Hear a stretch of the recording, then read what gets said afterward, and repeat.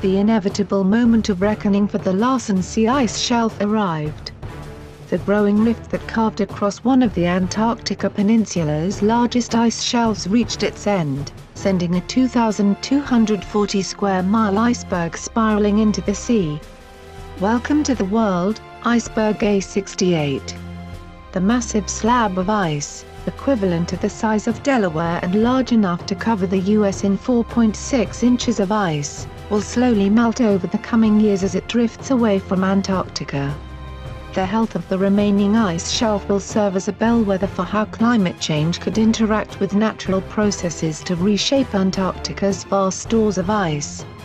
The growing instability of the continent's ice has major implications for coastal communities around the world as it melts and pushes sea levels higher.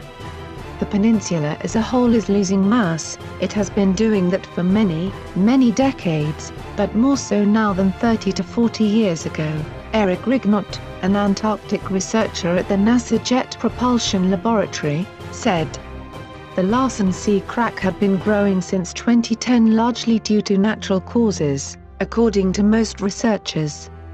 When it finally broke through on Wednesday, it reduced the Larsen C ice shelf to its smallest size on record. The ice shelf was the fourth largest ice shelf in the world, but following the calving event that cleaved off more than 12% of its area, it has been knocked down to fifth in the rankings. Adrian Luckman, a scientist who has been watching the iceberg for years with Project Midas, said it would take months or years to document the health of the remaining ice shelf. Though it has lost 2,240 square miles, Larsen C still spans roughly 15,000 square miles. That could make it more resilient than the neighboring Larsen B ice shelf that collapsed due to a warm spell following a major calving event in 2002, but it's not a guarantee. Bethan Davis, a glacier researcher at Royal Holloway, University of London, said one of the first things that researchers will look at is the stress regime that losing so much ice puts on the rest of the ice shelf. It's akin to standing up against a teetering pile of books. If you shift your weight or put less effort to propping up the pile, it might start to wobble differently, a few books might fall off or the whole thing could topple over. Scientists will also be looking to see if other rifts open on the ice shelf.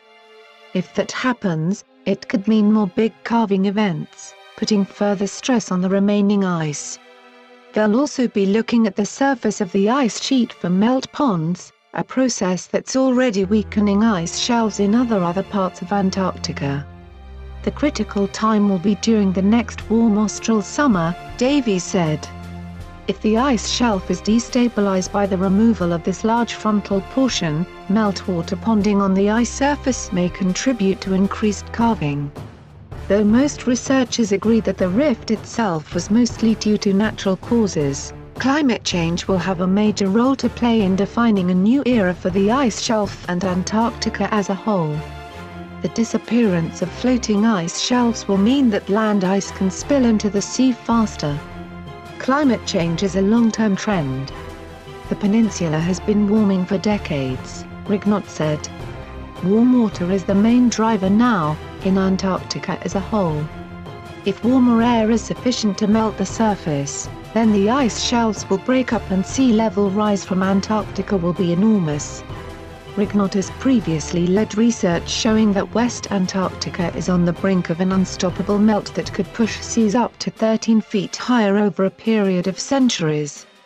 Other recent research has shown that even stable parts of East Antarctica, which tends to be colder, have experienced surface melt events and bizarre lakes forming inside ice shelves.